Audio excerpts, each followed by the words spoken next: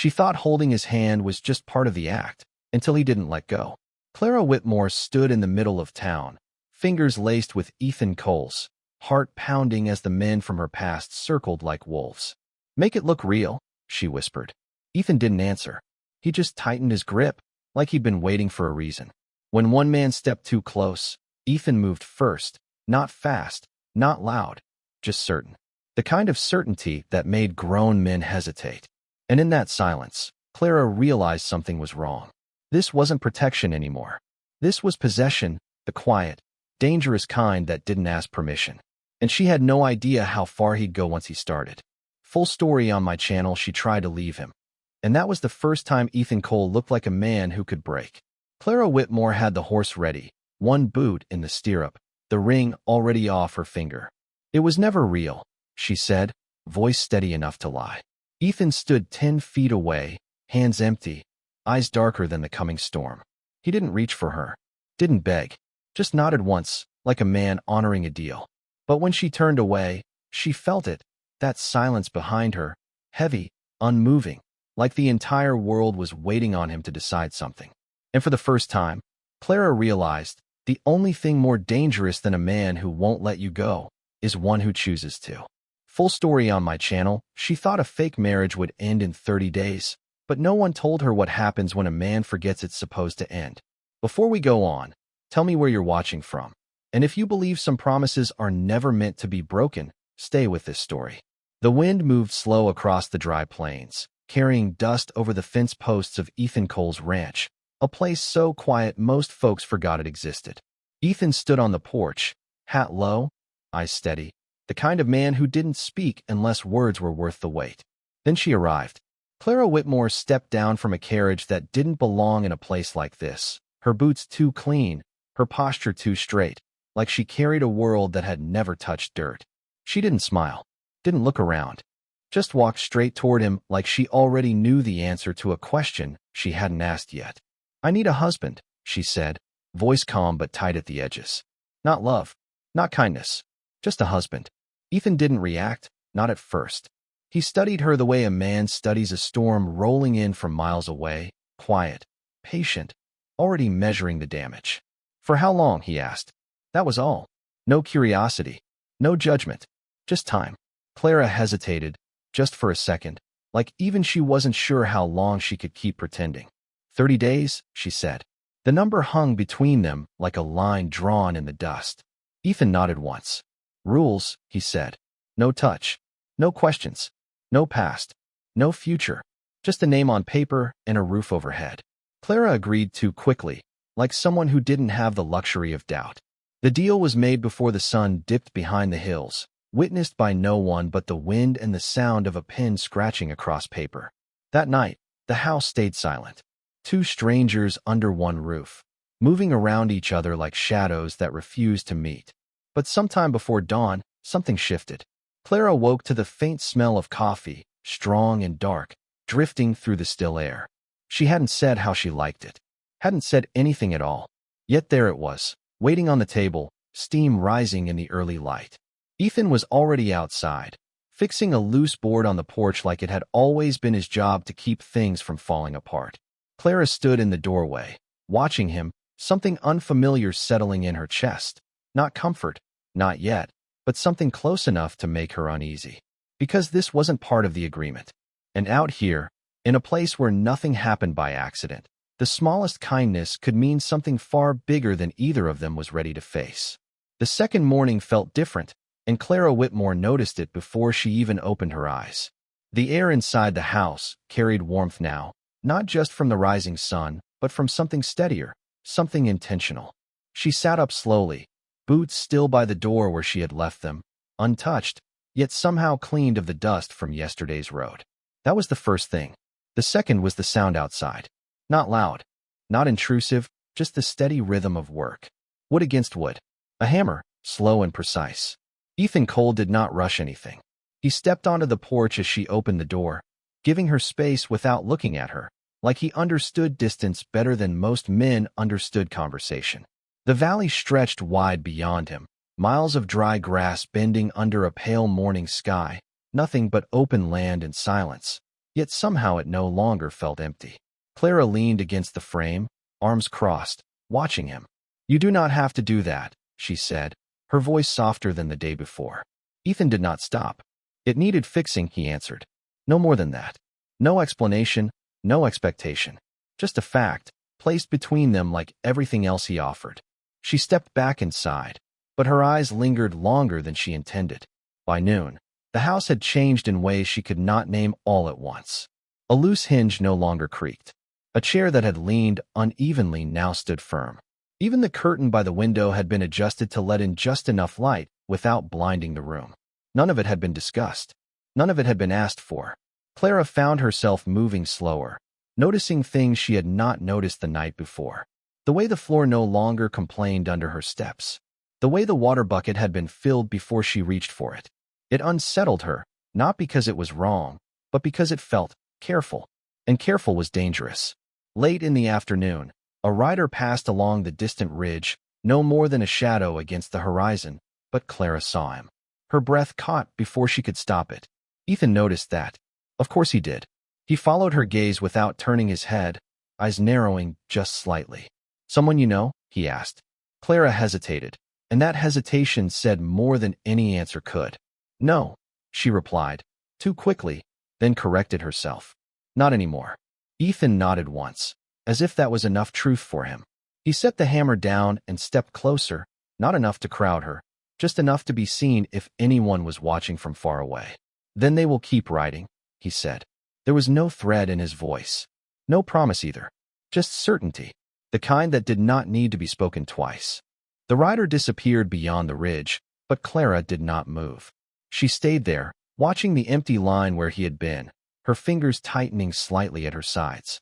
Because for the first time since she arrived, she realized something she had not planned for. This place was starting to feel less like a hiding spot and more like something she could lose. Clara Whitmore stopped sleeping through the night by the third day, not because of fear, but because the silence had changed its shape. It was no longer empty. It listened. She lay still in the narrow bed, eyes open to the dark ceiling, counting the slow creaks of the wood as the temperature dropped outside. Somewhere beyond the walls, Ethan Cole moved. Not loudly, not carelessly, just enough to remind the world that he was still awake when everything else rested. It was not guarding. It was not watching. It was something quieter than both. Morning came with pale lights spilling across the floor, and again, the coffee was already there. Same cup, same place, same warmth waiting without question. Clara touched it this time before stepping away, fingers lingering on the heat like she was testing something she did not understand. Outside, Ethan was near the fence line, replacing a post that had leaned too far into the wind. He did not look toward the house when she stepped out, but he shifted just slightly, as if making space for her presence without needing to see it. "You do not have to keep doing that," she said again, though her voice carried less resistance now. Ethan pressed the post deeper into the ground, steady, controlled. "I am not doing it for you," he replied.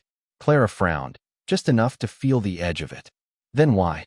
Ethan paused, one hand resting on the wood, eyes scanning the horizon like always. "Because it needs to stand." The answer settled heavier than it should have. Simple, direct, and somehow impossible to argue with. The afternoon stretched long and quiet, the kind of quiet that made small things louder. The sound of boots on dirt, the brush of wind against the dry grass, the faint shift of fabric when Clara moved through the house. She caught herself watching him more than once, the way he worked without hesitation, without waste, like every motion had already been decided before it happened. There was no performance in him, no need to be seen, and that made everything feel more real than it should have been. Near dusk, clouds gathered low over the valley, turning the sky into something heavy and gray. Clara stepped outside just as the first wind picked up, colder now, sharper. Her dress pulled slightly at her ankles, and she reached to hold it in place, but before she could adjust, a coat settled over her shoulders. She froze. It was Ethan's, warm from his body. He had already stepped away by the time she turned, like the act itself did not require acknowledgement. "It is going to drop 20 degrees before midnight," he said, almost as an afterthought. Clara held the coat tighter without meaning to. The fabric smelled faintly of leather and dust, and something steady she could not name. "You are not supposed to take care of me," she said, but the words did not land the way she intended. Ethan stopped a few feet away, finally looking at her. Not long, just enough. "I am not," he said quietly. Then he looked back at the sky, reading something in the clouds she could not see. Clara stood there, the wind rising around her, the coat heavy on her shoulders, and for the first time since she arrived, she realized the line they had drawn on the first day was no longer where she thought it was. It had moved. Not in a single moment, not in anything she could point to, but slowly, quietly, like everything else he did. And the most unsettling part was not that he had crossed it. It was that she no longer knew if she wanted him to step back. The fourth night did not wait for permission before it changed everything. The wind came first, sharp and restless, pushing against the walls like it had somewhere to be, carrying the scent of rain that had not yet fallen. Clara Whitmore stood by the window, Ethan's coat still around her shoulders, watching the dark roll in across the valley. It felt closer tonight, heavier, like the sky itself had lowered just a little too far. Behind her, the house held its quiet again, but not the same quiet as before. This one felt aware. She turned when she heard the door open. Ethan Cole stepped inside, brushing dust from his hands, movements calm as always, but there was something different in the way he paused, just for a second, like he was listening to more than the storm. "It will rain," he said. Not a guess. A fact. Clara nodded, though she had already felt it in the air. Silence settled again, stretching between them, but this time it did not feel empty. It pressed. Outside, the first drop hit the roof. Then another. Slow. Measured. Like footsteps approaching from a distance. Clara moved toward the table, fingers brushing the edge where the cup had been that morning. "They will not stop looking," she said quietly. It was the first time she had said anything that close to the truth. Ethan did not ask who. He did not ask why. He only looked at the door, then at the window, then back at her. Measuring. Not her. The space around her. "Then they will find what they expect," he replied. Clara frowned slightly. "And what is that?" she asked. Ethan stepped closer, not enough to crowd her, just enough to be seen clearly in the dim light. "A husband," he said. The word landed differently now. Not part of a deal. Not something written on paper. Something that stood in the room with them. The rain grew heavier, tapping faster against the roof, filling the silence with a rhythm that made everything else sharper. Clara felt it again. That unfamiliar pull in her chest, something between unease and something she did not want to name. "You are taking this too seriously," she said, but the words lacked weight. Ethan held her gaze for a moment, steady, unreadable. "No," he said quietly. "I am taking it exactly as far as it needs to go." The answer settled deeper than she expected. Outside, a distant shape moved along the ridge again, barely visible through the rain, but Clara saw it. Her breath caught before she could stop it. Ethan saw that too. Of course he did. This time, he did not stay still. He moved to stand beside her, close enough that she could feel the heat from him through the coat, but he did not touch her.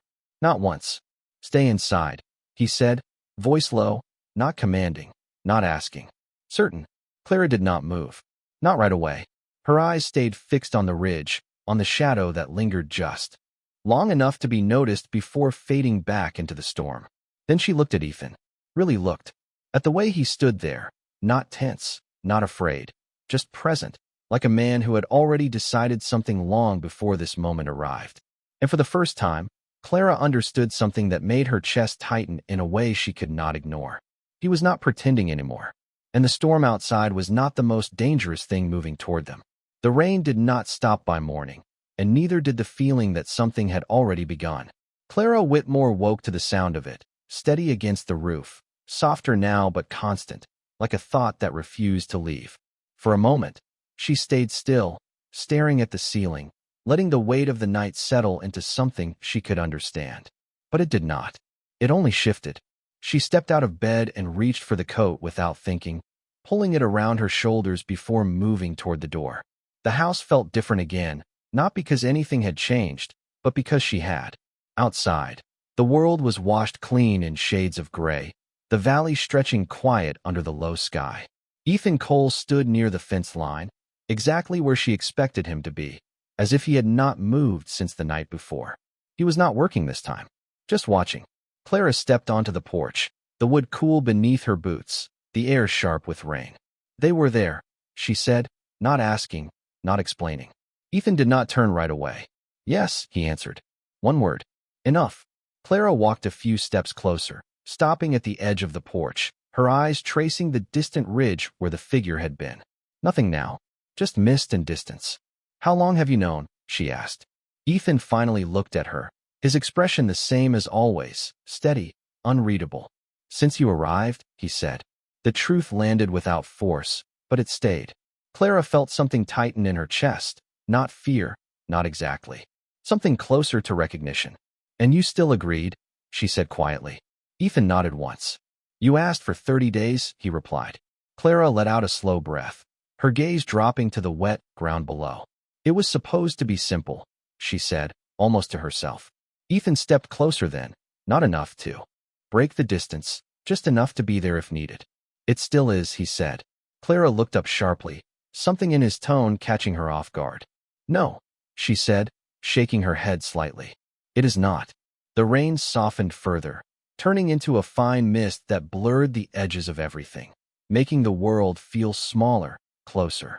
Ethan watched her for a moment, then spoke again, slower this time. You needed a name, he said. I gave you one.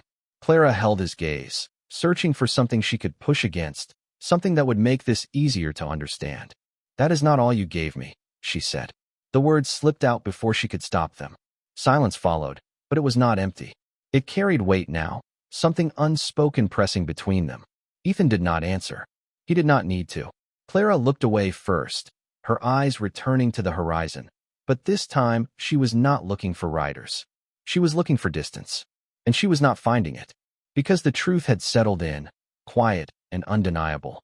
The danger she had been running from was still out there, somewhere beyond the ridge, moving slowly, patiently.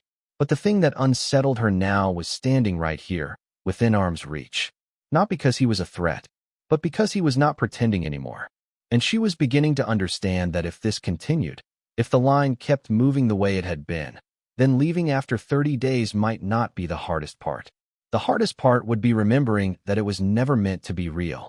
By the 6th day, Clara Whitmore realized the most dangerous thing about the ranch was not who might find it, but how easy it had become to stay. The rain had passed, leaving the ground damp and dark, the scent of wet earth rising under the morning sun. Everything looked sharper now, cleaner, like the storm had taken something with it. Clara stood near the fence, fingers resting lightly against the wood Ethan Cole had set straight just days before, her eyes tracing the lines of the valley as if memorizing them without admitting why. Ethan was closer than usual, not working, not moving much, just there, his presence steady like the land itself. You should go into town, she said suddenly, the words arriving before she had fully decided on them. Ethan glanced at her, not surprised, just listening. Why, he asked. Clara hesitated, then lifted her chin slightly, gathering the version of truth she could afford to give. Because if they are watching, they will expect to see you, she said. A husband does not disappear. Ethan considered that, eyes drifting toward the distant road, the one that cut through the valley like a quiet promise of connection to everything else. And you? He asked. Clara forced a small breath. I will stay, she said. That is what a wife would do. The word felt heavier now, like it carried something more than the agreement they had made. Ethan studied her for a moment longer than usual, then nodded once. No argument. No suspicion. Just acceptance. He turned toward the barn, preparing the horse with the same quiet efficiency he gave everything else. Clara watched him longer than she intended, noticing the small things she had tried not to notice before. The way he checked the saddle twice, not out of doubt, but out of habit. The way he paused before mounting, glancing once toward the house, as if measuring something unseen. When he finally rode out, the distance between them stretched quickly, hooves steady against the damp ground, his figure growing smaller against the wide horizon. Clara stayed where she was until he disappeared completely. Only then did she move. The silence returned, but it felt different without him in it. Larger, emptier. She stepped back inside, the door closing with a softer sound than she expected. For a moment, she stood in the center of the room, unsure what to do with the space he had left behind. The cup was still on the table.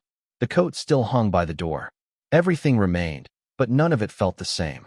Clara reached for the cup, fingers brushing the edge where the warmth used to be, now gone. That was when she heard it. Not loud, not close, just enough to be real. Hoofbeats. Slow, measured, not Ethan. Clara turned toward the window, her breath catching before she could stop it. A rider stood at the far edge of the property, just beyond the fence line, not moving, not approaching. Watching. The distance between them held, but it felt thinner than it should have. Clara did not step back. She did not call out. She simply stood there, the quiet settling around her again, heavier now, sharper. Because for the first time since she arrived, she understood something with complete clarity. Ethan had not just given her a name. He had given her time. And time was something the men out there were no longer willing to offer. Clara Whitmore did not move when the rider stayed at the edge of the property, and that was the first mistake she refused to make. The man did not call out, did not wave. He simply sat there on horseback, still as a fence post, watching the house like he had been there longer than she realized. The distance between them stretched across maybe 50 yards, but it felt thinner than that, like a line drawn in dust that could be erased with a single step. Clara kept her hands at her sides, steady, her posture straight, the way she had learned long before she ever came to this valley. She would not look afraid. She would not look uncertain, because men like that did not need much to believe they had already won. The wind shifted slightly, carrying the faint sound of leather and reins, small details that made the moment feel sharper, more real. Clara stepped out onto the porch, the wood creaking softly beneath her boots, the coat still wrapped around her shoulders like a quiet reminder of something she had not yet decided how to name. The rider tilted his head just slightly, acknowledging her presence without greeting it. "You are far from town," he said after a moment, his voice carrying just enough to reach her. Clara did not answer right away. She let the silence sit between them, the same way Ethan did, the same way this place seemed to expect. Then she spoke, calm and even. "So are you." The man smiled faintly, though it did not reach his eyes. "I am looking for someone," he said. Clara's gaze did not shift. "Everyone is," she replied. The answer seemed to interest him more than she expected. He adjusted slightly in the saddle, not moving closer, but not leaving either. "You married?" he asked. Clara felt the weight of the question settle, heavier than the distance between them. For a fraction of a second, her mind reached for the truth she had been carrying like a secret. Then she let it go. "Yes," she said. One word. Firm. The rider studied her, the kind of look that tried to peel back what was said and find what was not. "Where is he?" asked. Clara did not hesitate this time. "Where he needs to be," she answered. The wind moved again, lifting the edge of the coat slightly, and for the first time, the man's eyes dropped to it. Recognition flickered there, quick and quiet, like he had seen that kind of coat before, worn by men who did not belong to crowds. He leaned back, just a little, considering something she could not hear. "Tell him," the rider said slowly, "that some things do not stay hidden forever." Clara held his gaze, unblinking. "Tell him yourself," she replied. The words hung there, sharper than anything else that had been said. The rider's smile faded, replaced by something more measured, more careful. For a moment, neither of them moved. Then, without another word, he turned his horse, the motion smooth and unhurried, and began to ride back the way he had come.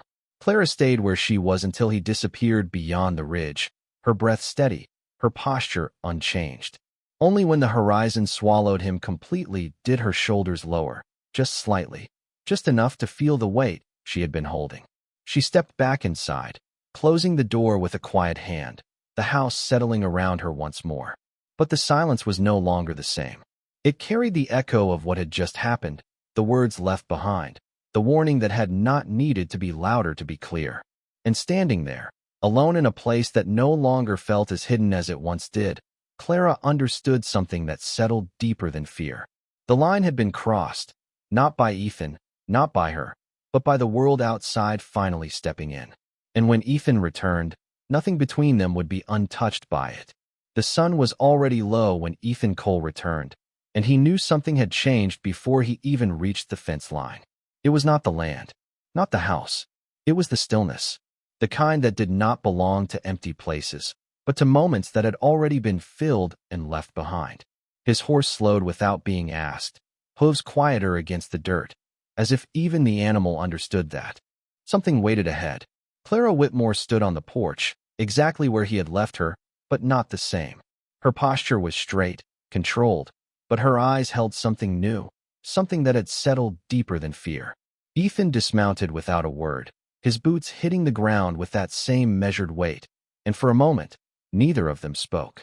The distance between them stretched across the yard, but it felt smaller than before. Someone came, Clara said first, her voice steady, but not untouched. Ethan nodded once, already knowing. I saw the tracks, he replied. Clara watched him carefully, as if trying to understand how much he had already decided before hearing anything else. He did not cross the fence, she added. Ethan's gaze moved briefly to the line of posts, then back to her. He did not need to, he said. The truth of that settled between them, heavier than the quiet that followed.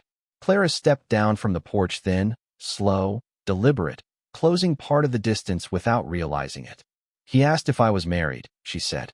Ethan did not react, not outwardly, but something in the air shifted, subtle, almost unnoticeable unless you were looking for it. And he asked. Clara held his eyes. I said yes. The word stayed there, suspended, no longer just part of an agreement, no longer just something written on paper. Ethan studied her for a moment, longer than usual, like he was measuring something he had not needed to measure before. Good, he said quietly. Clara exhaled slowly, tension leaving her shoulders in a way she had not expected. But it did not last.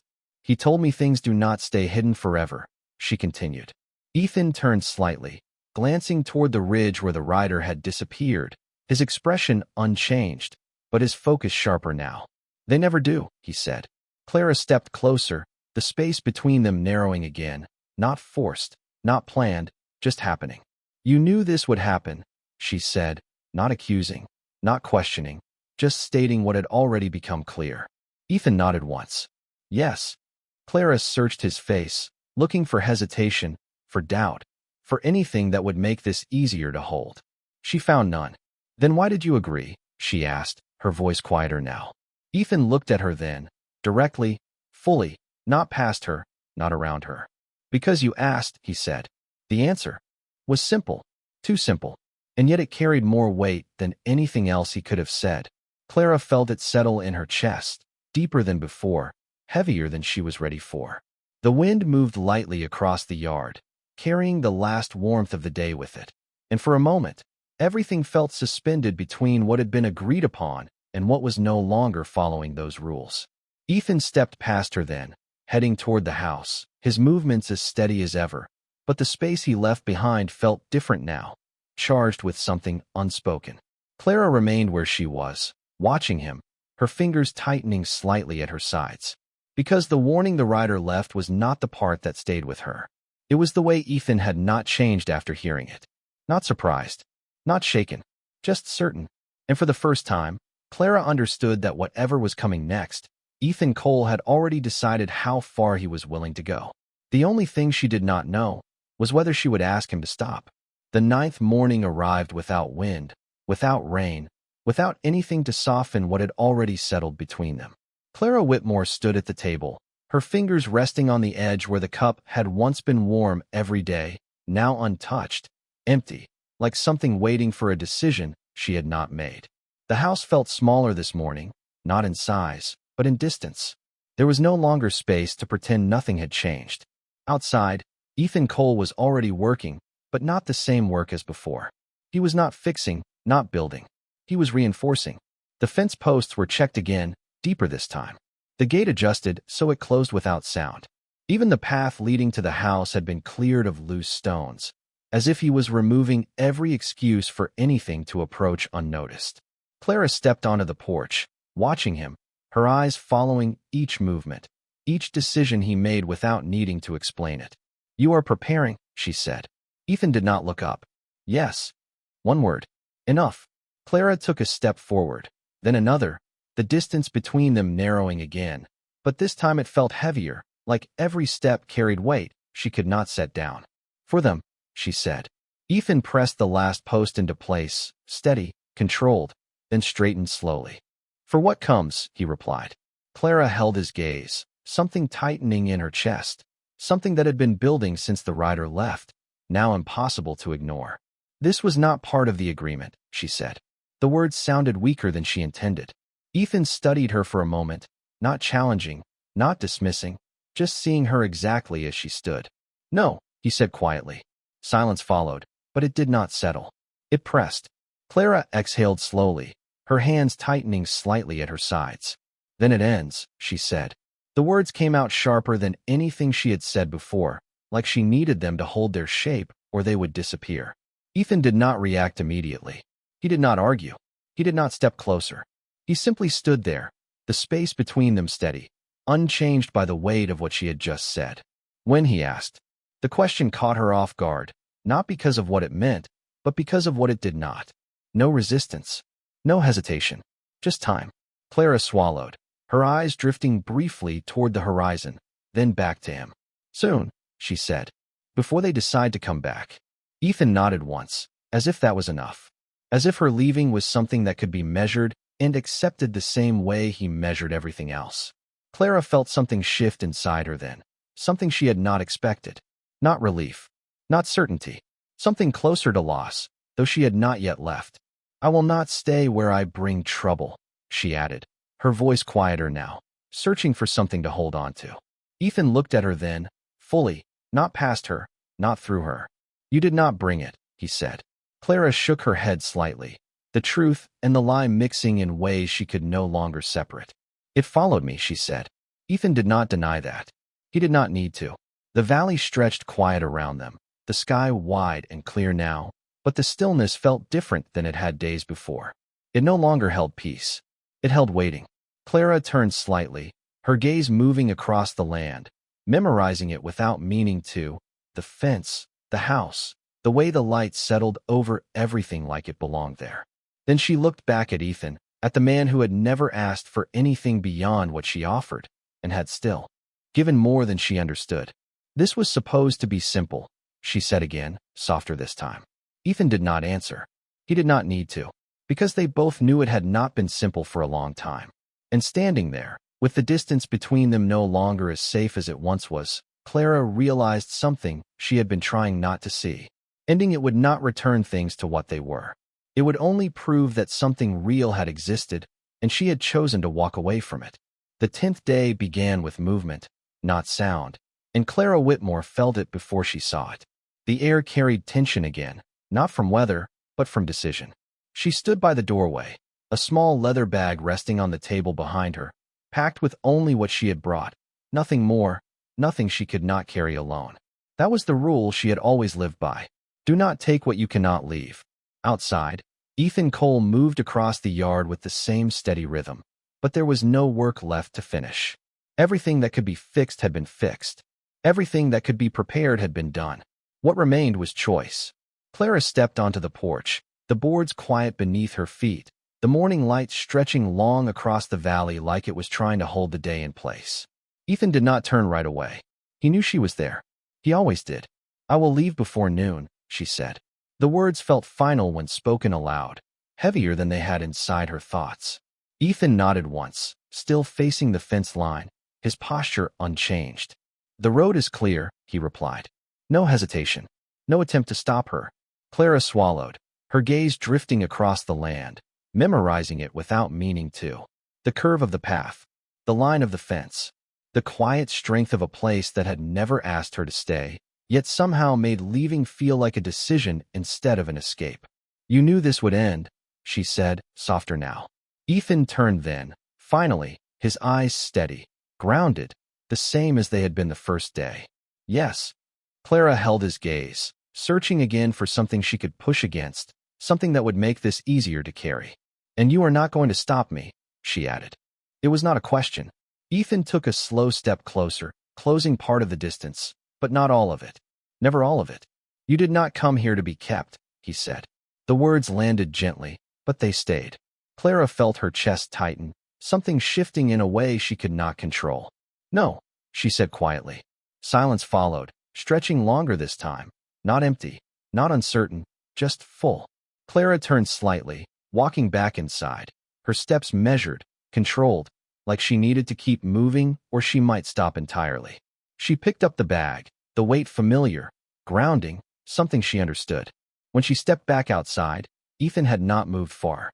He stood near the gate now, one hand resting lightly against the wood, the same gait he had adjusted just days before. Clara walked toward him, each step slower than the last, the space between them narrowing again, but this time it felt like something closing rather than opening. She stopped just short of him, her eyes lifting to meet his. For a moment, neither of them spoke. The wind moved lightly through the valley, carrying dust and sunlight, and something unspoken that neither of them named. Clara reached into her pocket and pulled out the ring, simple, plain, exactly as it had been when he first handed it to her. She held it for a second, longer than necessary, then placed it in his hand.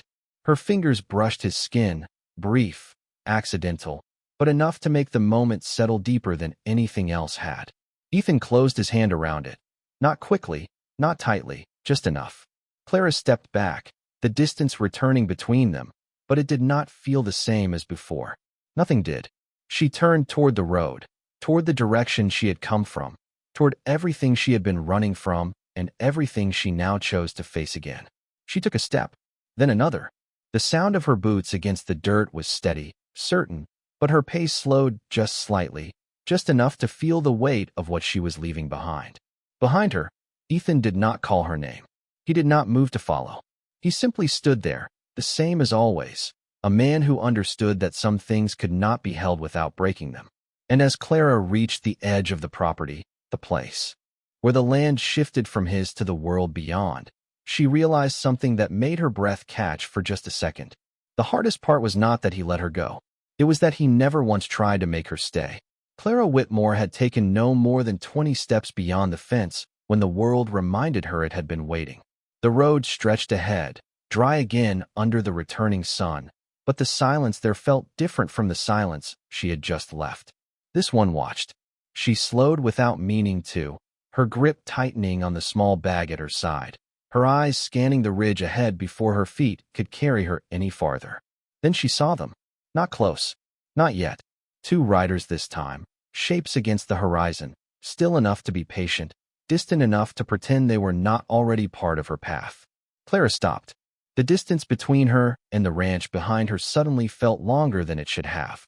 She did not turn back. Not immediately. Her breath steadied, her posture straightened, the version of herself she had worn before returning without being asked. This was who she had been before the valley, before the quiet, before a man who did not ask questions but somehow answered them anyway. One of the riders shifted slightly, just enough to confirm what she already knew. They had found her, not by accident, not by chance, by time. Clara took another step forward, forcing movement into her legs, refusing to stand still where she could be measured. The sound of her boots against the dirt felt louder now, sharper, like each step marked something final. Behind her, the ranch stood quiet, unchanged, untouched by what was unfolding just beyond its boundary. Ethan Cole had not followed. She knew that without looking. He would not cross a line she had drawn herself. That was who he was. And that was exactly why the next step felt heavier than the last. Clara stopped again, not because she could not move forward, but because she understood, with a clarity that left no room for doubt, that forward no longer meant freedom. It meant returning to something she had already chosen to leave. The wind shifted, light but deliberate, carrying with it the faint scent of dust and wood and something steady that did not belong. To the open road. Clara closed her eyes for just a second. One breath. Then she turned. The ranch did not move. It did not call her back. It simply stood where it had always been, quiet, grounded, certain. And Ethan was there. Not at the gate. Not on the porch. Further back now, near the fence line, exactly where he had been before she left, like nothing had changed. Like everything had. Clara took a step toward him. Then another. The distance that had felt so large before now seemed to fold in on itself, each step lighter than the last, but more certain. The riders on the horizon did not follow. Not yet. They did not need to. They were waiting to see which direction she would choose. Clara crossed the boundary again, her boots pressing into the dirt of the ranch, the line behind her disappearing as if it had never been there. She did not slow this time. She did not hesitate. When she reached him, she stopped, just short of where he stood, her breath steady, her eyes clear in a way they had not been before. For a moment, neither of them spoke. The valley stretched wide around them, the silence returning, but not the same silence as before. This one carried decision. Clara looked at him, really looked, and for the first time since she arrived, there was no distance left in her voice. "I thought leaving would end it," she said quietly. Ethan did not answer right away. He did not need to, because they both knew it would not. Clara held his gaze, something unspoken settling into place between them, not rushed, not forced, just chosen. "It does not," she said. And this time, she did not look away. The moment Clara Whitmore said it, the valley seemed to hold its breath with her. "It does not end." The words did not echo, did not need to. They settled into the space between her and Ethan Cole like something that had always been there, waiting to be spoken. Ethan did not move closer. He did not reach for her. He simply stood there, steady as the land beneath them, his eyes holding hers with the same quiet certainty that had never once wavered. Behind them, the horizon remained unchanged, but the presence on it had not disappeared. The riders were still there, patient, watching, the kind of men who believed time always worked in their favor. Clara felt it now, not as fear, but as clarity. She had not come back because she was afraid to face them. She had come back because leaving had made something undeniable. Ethan was not part of the problem she had been running from. He was the only place that had never tried to own her fear. "They will come closer," she said, her voice calm, grounded in a way it had not been before. Ethan nodded once. Yes. No strategy. No urgency. Just truth. Clara exhaled slowly, her shoulders settling, not under pressure, but into something she was choosing to carry. "And you will stand here," she continued. Ethan did not answer right away. The wind moved lightly through the grass, brushing past them like a reminder that nothing in this place rushed unless it had to. "I will stand where you stand," he said finally. The words were quiet, but they changed everything. Clara felt it, not like a promise that demanded something from her, but like one that offered something instead. Space, choice, respect. She turned slightly, her gaze drifting back toward the ridge, toward the shapes that had not moved but had not left. "They expect me to run," she said. Ethan followed her gaze, his posture unchanged. "Yes." Clara's lips pressed together briefly, not in fear, but in thought. Then she stepped forward, just one step, enough to shift her place beside him, not behind, not in front, but with him. The movement was small, but it carried weight. The riders in the distance shifted slightly, just enough to notice the change, just enough to understand that something they had expected was no longer certain. Clara stood there, the coat still around her shoulders, the dust at her feet, the open land stretching in every direction, and for the first time since she arrived, she was not looking for a way out. She was deciding where to stay. "I am not running," she said. The words were simple, final. Ethan did not look at her. He did not need to.